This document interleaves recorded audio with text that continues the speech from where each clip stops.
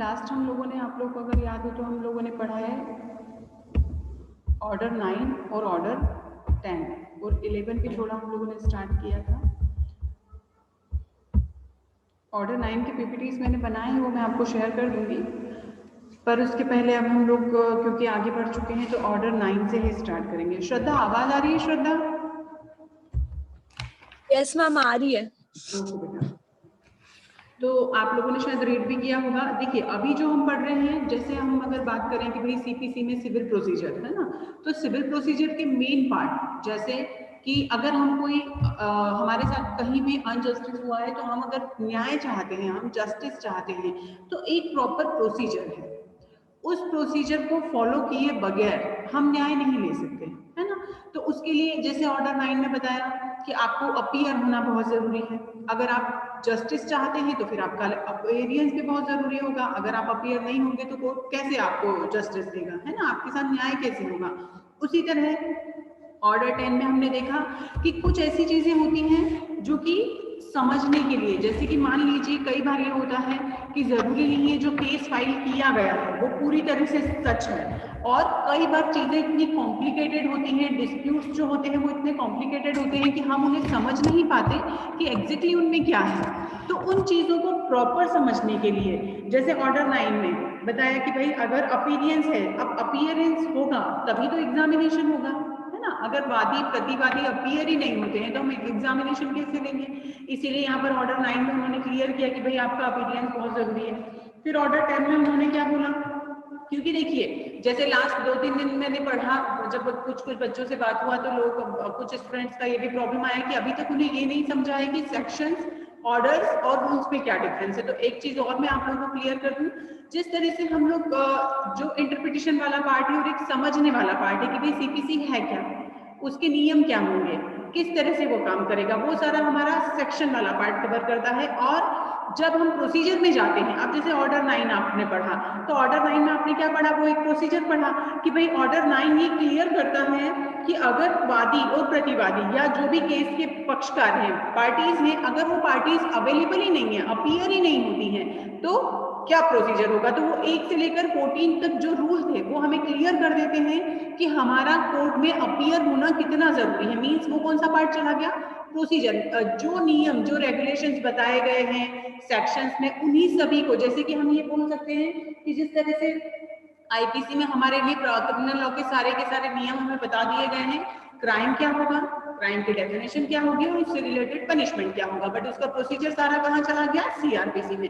इसी तरह यहाँ पर सीपीसी में कई पार्ट ऐसे भी हैं जो सीआरपीसी के भी एप्लीकेबल हो जाते हैं, एविडेंस के भी एप्लीकेबल होंगे, वो सारी चीजें, बट बेसिकली सिविल सीपीसी में सिविल प्रोसीजर पूरा का पूरा यही सेक्शन, ऑर्डर्स और रूल्स में एप्लीकेबल कर दिया गया है, सारा का सारा वही उसका इंटरप्रिटेशन प्रॉपर कर दिया गया है। तो यहाँ अब हम लोगों ने थोड़ा डिस्कस किया था कि ऑर्डर 9 के बाद order 10 examination of the parties by the court, ये मोस्ट इंपोर्टेंट पार्ट है जिसमें कि हमने ये भी डिस्कस किया था कि भाई जो आपका ऑर्डर 9 है उसके बाद नेक्स्ट क्या, ऑर्डर 10। ऑर्डर 10 में आप कोर्ट में अपीयर होते हैं, आपका एग्जामिनेशन होगा, जो भी डिस्प्यूट्स हैं, जो भी मैटर है उसके रिगार्डिंग क्वेश्चन किए जाते हैं। उसके पहले 89 सेक्शन 89 में मध्यस्थता अधिनियम, मध्यस्थता से रिलेटेड चीजों के लिए कि क्या आप सुलह करना चाहते हैं तो उससे रिलेटेड एक प्रोसीजर के बारे में भी बताया गया है कि अगर आप यहाँ पर उस प्रोसीजर में जाते हैं, 89 की कार्रवाई पर जाते हैं, तो ये आपका ये वाला पार्ट चेंज हो जाएगा।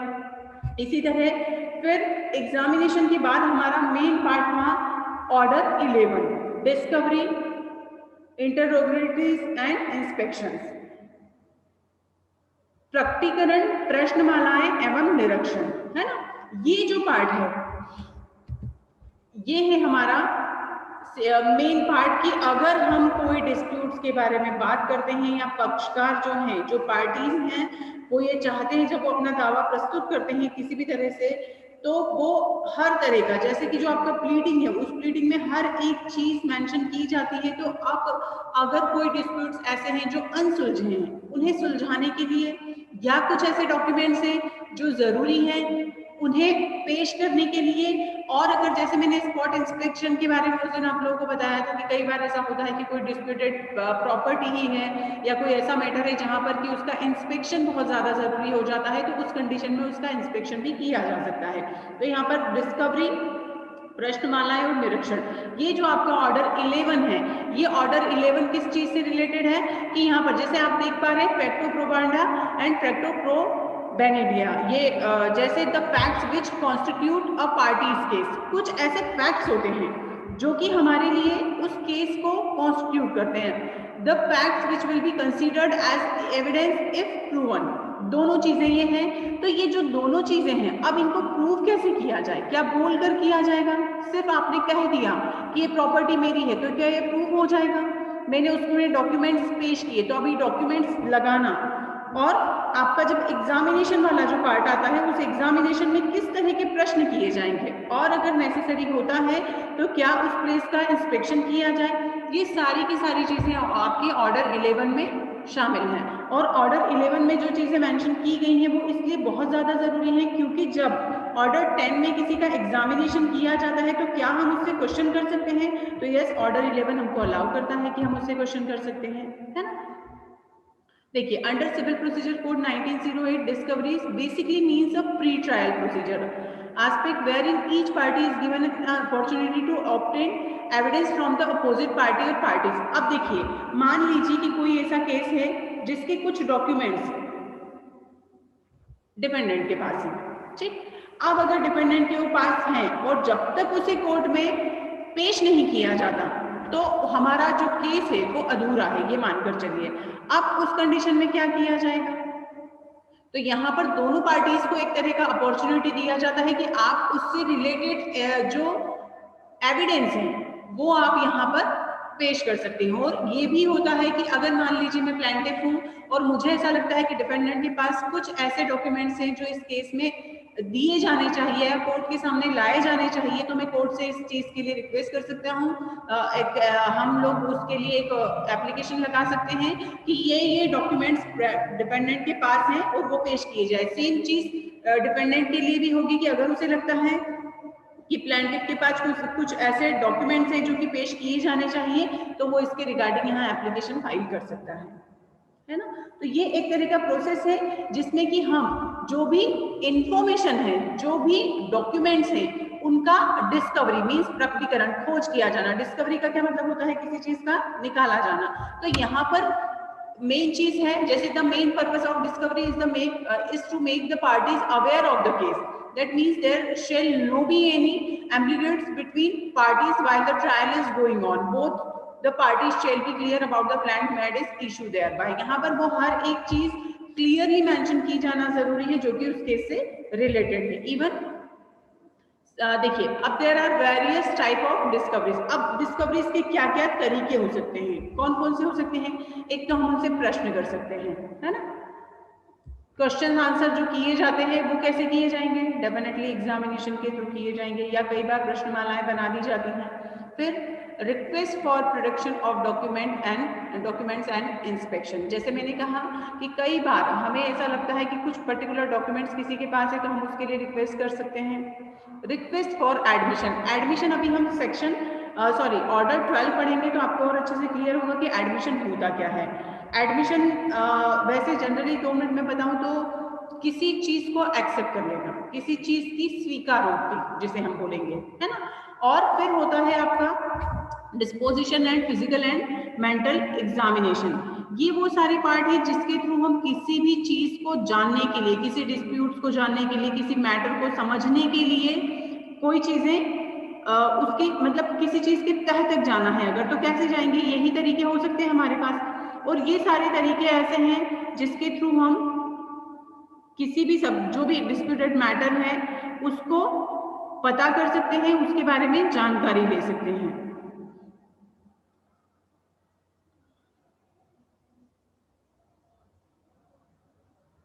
ठीक है, तो तो यहाँ पर किसी भी चीज के बारे में बयान देना, किसी भी चीज के बारे में प्रॉपर क्वेश्चन आंसर होना, एग्जामिनेशन होना, स्वीकारोक्ति के लिए रिक्वेस्ट कर लेना। जैसे कि कोई प्रॉपर्टी मेरी है, मुझसे ये एक्सपेक्ट किया जाता है कि मैं हर जिस चीज को या जो भी सब्जेक्ट मैटर है या जो भी कॉज ऑफ एक्शन है जिसके बारे में मुझे लगता है कि हाँ ये चीजें एक्सेप्टेबल हैं या इसका एडमिशन जरूरी है, एडमिट की जानी चाहिए, तो वो प्रोडक्शन ऑफ डॉक्यूमेंट्स और प्रश्नमालाएं। तो यहाँ पर ये जो पार्ट है आपका, ये सारा आपका डिस्कवरी से रिलेटेड है।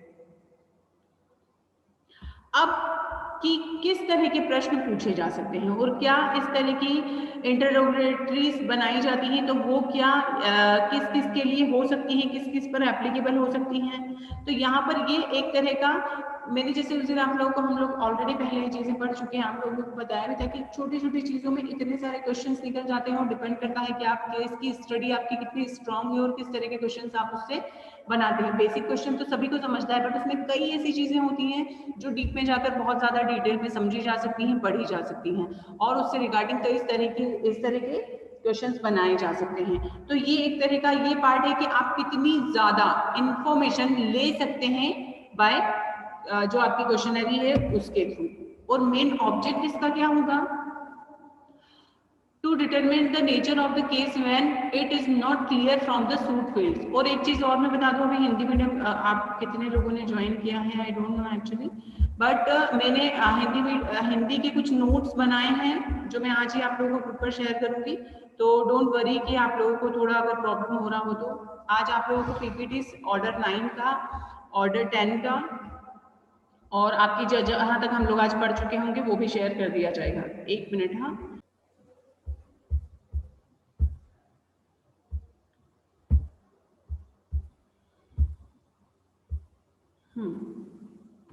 तो यहाँ पर जो नेचर है केस का उससे रिलेटेड, और to make own case stronger by making the other party to admissions. देखिए क्या होता है, जैसे कि मान लीजिए 10 तरह के आपने क्वेश्चंस किए हैं। जैसे मैंने कहा था उस दिन की जब केस स्टडी की जाती है, जैसे हम लोग भी प्रैक्टिस करते हैं, तो आप लोग भी जब इन फ्यूचर प्रैक्टिस करेंगे तो आप लोग को पता चलेगा कि जब कोई चीज एविडेंस की स्टेज पर आ जाती है, मतलब कि एविडेंस की स्टेज मीन्स कि जिस टाइम पर एग्जामिनेशन किया जाना है वो स्टेज जब आ जाता है, तब जो स्टडी वाला पार्ट है एडवोकेट्स के लिए वो बहुत स्ट्रांग होना चाहिए। मींस आप उसमें से कितने क्वेश्चंस इस तरह के बना सकते हैं जो कि आपके लिए कई पार्ट पर एडमिटेड, मींस कि ऑटोमेटिकली कुछ चीजें एडमिट हो जाए उस केस से रिलेटेड जो कि पहले एडमिट नहीं की गई हैं। जैसे क्या होता है कि आपने जो सूट फाइल किया है, प्लेंटिफ ने जो केस फाइल किया है, उसके बाद जब आप अपना WS फाइल करते हैं, मींस जब हम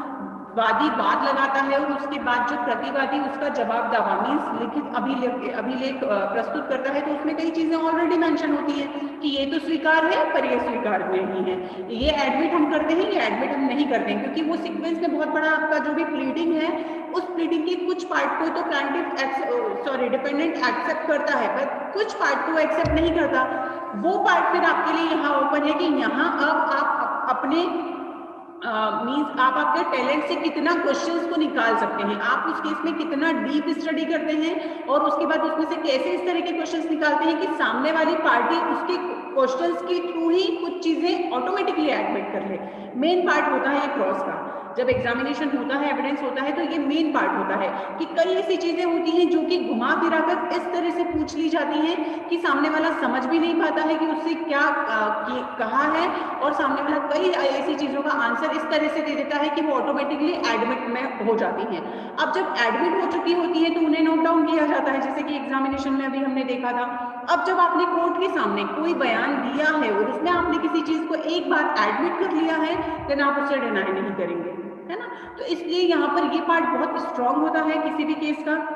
जैसे मैंने पहले भी कहा कि सबसे ज्यादा जरूरी होता है एग्जामिनेशन वाला पार्ट, मींस आपका बयान, एविडेंस, जो क्रॉस और चीफ जो होते हैं, ये वही वाला पार्ट है। तो उस टाइम पर अगर आप चीजें एडमिट कराना चाहते हैं तो ये मेन पार्ट होता है, ठीक। तो यहाँ पर जो केस है उसे और स्ट्रांग बनाने के लिए, कई सारी चीजें जानने के लिए ये जरूरी है कि इस तरह के क्वेश्चंस किए जाए कि सामने वाला कुछ चीजों को ऑटोमेटिकली एडमिट कर ले, है ना। फिर प्रोसीजर क्या होगा, जो प्रोसीजर हमारे इसमें 11 में दिया गया है उसमें ही आप इवन समटाइम्स ये होता है कि आपको जो क्वेश्चंस पूछे गए हैं तो जरूरी नहीं है आपको एट द टाइम आपको उस चीज को सारे के सारे आंसर करना है। कई बार ये हो सकता है कि आप उसके लिए टाइम ले सकते हैं, कोर्ट के पास टाइम, कोर्ट को ये राइट है कि वो उस चीज के लिए टाइम दे दे।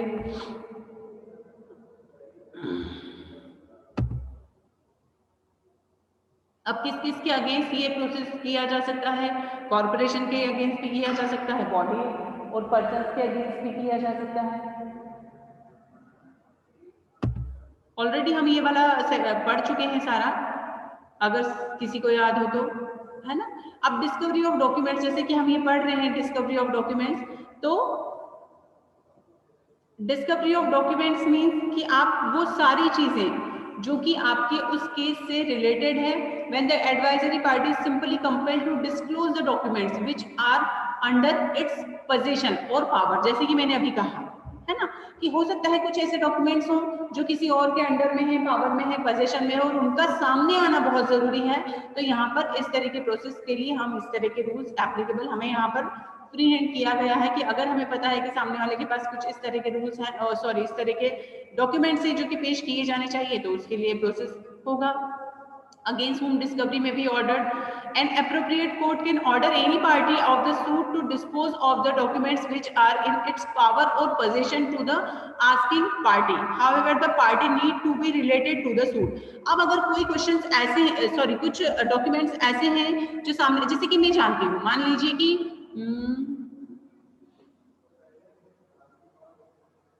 सेपरेशन से रिलेटेड कोई केस है, होता है ना, प्रॉपर्टी का सेपरेट वो किया जाता है, विभाजन से संबंधित है। तो अब अगर मान लीजिए 4 भाइयों के बीच में कोई प्रॉपर्टी के बंटवारे के लिए केस लगाया गया है, अब उसमें से एक भाई के पास उसका विल है और सबसे छोटे भाई ने उसके लिए केस फाइल किया है, जो भी हो सकता है हिस्से के लिए, बंटवारे के लिए जो लगाया जाता है, विभाजन के लिए। अब चारों भाई में से चारों भाइयों को पता है कि जो विल है वो बड़े भाई के पास है ना। तो अब यहाँ पर उसने प्लांटिफ किसको बताया, प्लांटिफ ने डिपेंडेंट अपने भाइयों को ही बनाया है। अब अगर छोटा भाई ये जानता है कि नहीं, जो विल है वो जो नंबर 1 है आपका डिपेंडेंट प्रतिवादी उसी के पास है, क्योंकि यहाँ पर वो उस प्रॉपर्टी के सेपरेशन से, विभाजन से, बंटवारे से रिलेटेड है, तो वो सीधे से वो डॉक्यूमेंट, वो विल जो है वो रिलेवेंट है। इसलिए यहाँ पर अगर ये बोला जाता है कि डिपेंडेंट उस विल को पेश करे, तो यहाँ पर कोर्ट उसके लिए ऑर्डर कर सकता है, सिंपल। तो यहाँ जो मेन पर्पस है इन चीजों का, वो ये पर्पस है। अब जैसे कि प्लांटिफ ने कहा कि भाई विल जब तक पेश नहीं होगी, क्लियर नहीं हुआ कि किसके हिस्से में कितनी चीजें आई हैं, कितना प्रॉपर्टी आया है, तो उसे क्लियर करने के लिए जरूरी है कि उस विल को यहाँ पेश किया जाए। तो अब यहाँ कोर्ट ऑर्डर करके सामने वाले को कंपेल कर सकता है कि आपको वो विल यहाँ कोर्ट में प्रस्तुत करना है, ठीक।